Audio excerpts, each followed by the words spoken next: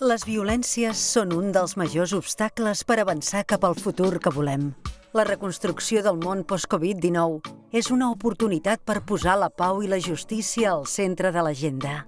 Amb l'eix temàtic sobre cultura de pau i garanties de no repetició, la política de cooperació del Govern de Catalunya contribueix a prevenir les violències juvenils i urbanes actuals i a promoure els drets de les víctimes de les violències del passat, amb l'èmfasi en dones, joves i diàspores o població a l'exili.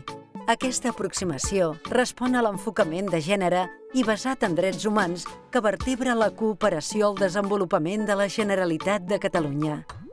Una prioritat de l'Agència Catalana de Cooperació al Desenvolupament és enfortir les víctimes de conflictes armats i fomentar la seva participació en processos de veritat, justícia, reparació i cerca de persones desaparegudes.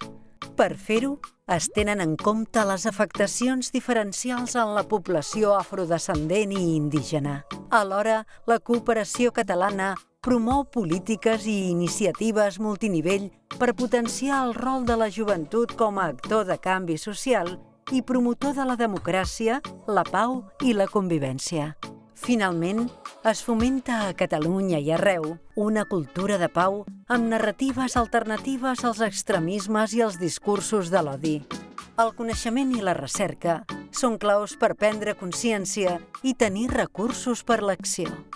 Treballant per la gestió del passat i la prevenció de violències, el Govern s'alinea amb l'Agenda 2030 i els Objectius de Desenvolupament Sostenible per contribuir a un futur en pau i un planeta més just i equitatiu que posi la vida al centre i no deixi ningú enrere.